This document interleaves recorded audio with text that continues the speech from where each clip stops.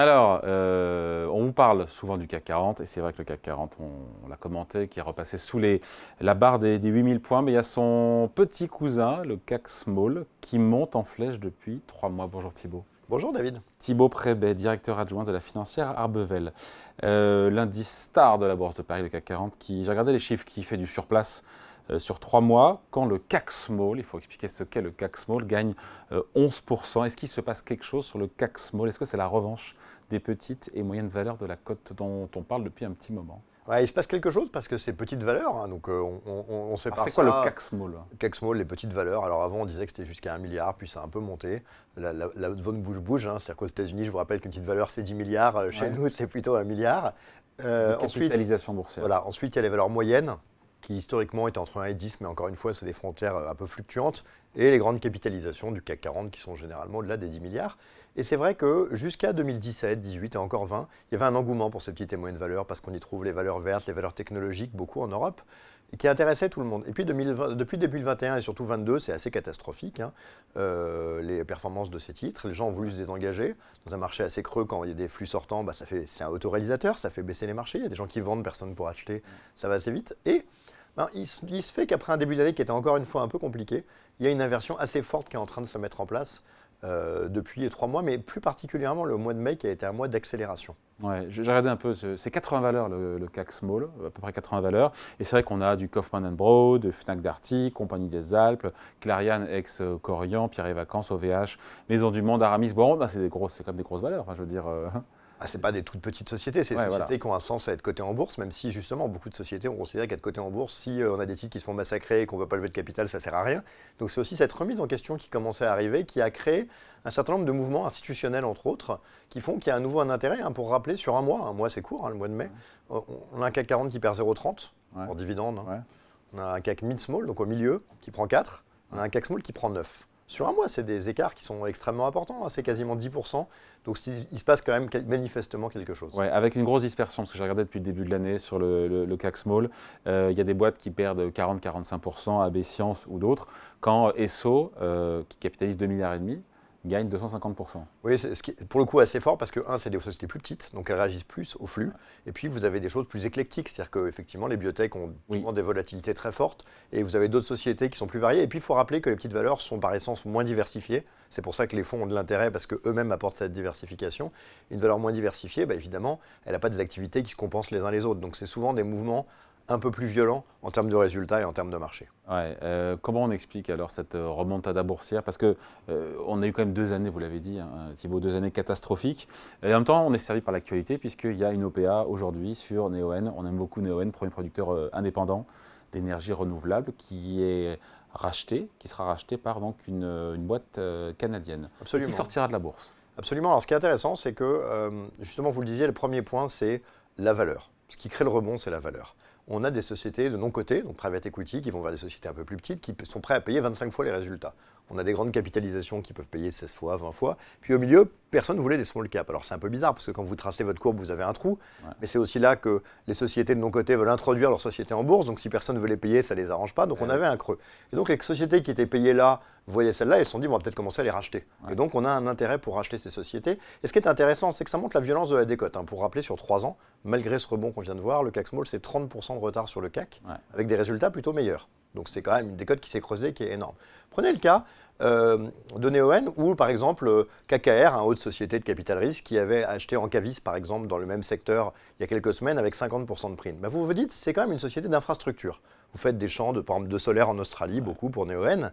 Ce n'est pas une société où vous faites des acquisitions, vous changez le management. Vous avez des contrats de long terme négociés, une dette négociée. Donc vous n'avez pas une explosivité. Donc quand un fonds est capable de vous dire, j'achète ça 30-50% plus cher que le prix actuel, il ne le fait pas pour la beauté du geste, il le fait parce qu'il pense les revendre encore 30 à 50% plus cher, bah ça vous dit quand même qu'il y a une décote de marché qui s'est installée, qui commence à justifier un intérêt. Donc ça, c'est le premier point, une décote qui est forte. Deuxième point, des changements institutionnels. On a besoin des petites valeurs pour faire le pont entre le capital risque et les grandes valeurs. Et puis on a besoin aussi d'attirer des gens qui peuvent lever de l'argent pour faire des champions de demain. Quand les Américains font des champions tout le temps, nous on voit que la route de la petite valeur vers la grande capitalisation, elle est longue. Ouais. Il y a 20 ans, le CAC, c'était des valeurs assez ennuyeuses, c'était les France Télécom, etc.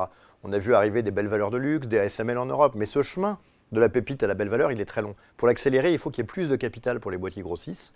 Et là, il y a un chemin. Et donc, il y avait eu la BPI qui, entre autres, avec toute cette idée de l'investissement de mon côté, a eu un rôle très vertueux. Il y a d'autres initiatives, Tibi, Étincelle, ou Tibi, ouais, c'est par exemple tous les grands institutionnels français, assureurs ou autres, qui ont dit il faut investir dans l'innovation, donc on va mettre de l'argent dans des fonds qui promeuvent ça, qui vont beaucoup, entre autres, sur les petites et moyennes valeurs. Et Étincelle récemment, avec des idées justement qu'il faut remettre de l'argent sur ce segment des petites valeurs qui est touché. Donc ce deuxième point, c'est un flux institutionnel. Le troisième point, un marché décoté. Plus vraiment de vendeurs parce que personne n'y allait.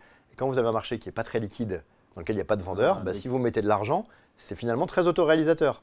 Parce que tout le monde se dit, zut, ça, c'est pas très cher. Il est vrai que les grandes capitalisations américaines sont maintenant très bien valorisées. En Europe, peut-être un peu moins.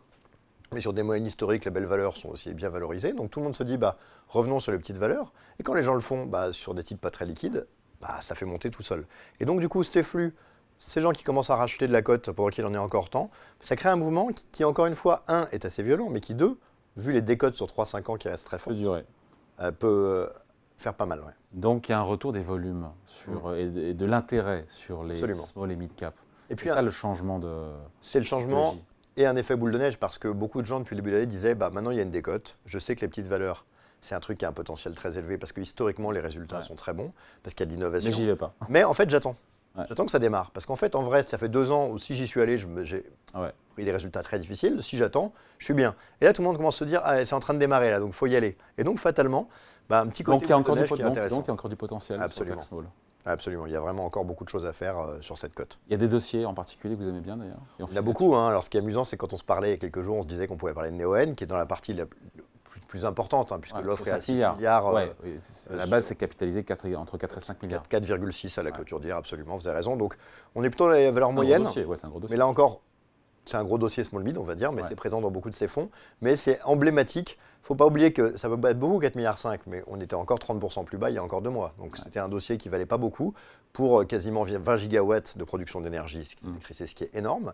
Et là, on est dans quelque chose qui intéresse. À l'autre côté, si on descend un peu plus, d'autres valeurs qui nous intéressent, qui sont présentes dans nos fonds petites et moyennes valeurs, comme par exemple l'Esquerre, société qui fait de la digitalisation de factures. Donc, c'est ce qu'on appelle société, vous savez, du SaaS.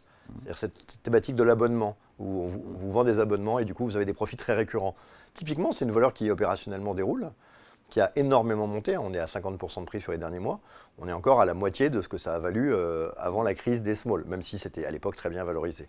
Mais on aime bien cette valeur. Et puis encore plus bas, Bilendi, qui fournit du data pour les études de marché. Là, on parle vraiment de sociétés à 80 millions d'euros, donc dans des toutes petites sociétés.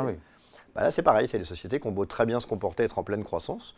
On est encore à 40% des niveaux qu'on avait atteints en 2021. Donc on voit que de la valeur un peu chère, parce que c'est de la valeur comme Neoen qui construit des capacités, donc évidemment elles ne produisent pas encore d'EBITDA, aux valeurs qui sont très décotées. Il y a beaucoup de choses à faire sur ce segment, avec en revanche effectivement le rappel que souvent les stratégies de diversification ou de fonds sont intéressantes parce que tout mettre sur une biotech, ça n'a pas toujours été l'assurance de faire la meilleure performance.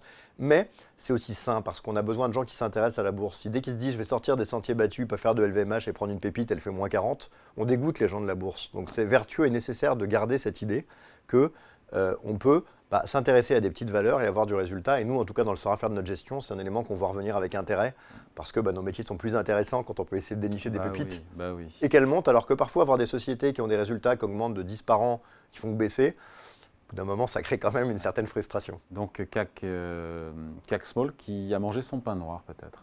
On l'espère, en tout cas, il y a des vrais signaux un peu différents de ce qu'on connaissait depuis 2 ans. Tangible. Et puis, dernier point, les taux qui arrêtent de monter, les taux qui montent, tout le monde se dit c'est pas bon pour les petites valeurs. C'est pas très vrai parce qu'elles sont généralement peu endettées, voire pas endettées parce qu'elles n'ont pas toujours accès à la dette. Néanmoins, ces hausses de taux ont poussé les gens en dehors de ce genre de marché. Avec la fin des cycles de hausse de taux, on voit aussi que c'est des choses qui sont considérées, comme pourrait l'être la Chine, pour des raisons très différentes, mais les mêmes logiques de flux, comme des actifs en retard sur lesquels on peut aller désormais. Allez, merci beaucoup. Conseil et point de vue signé Thibaut Prébet, directeur adjoint de la financière Arbevel. Merci. Merci beaucoup, David.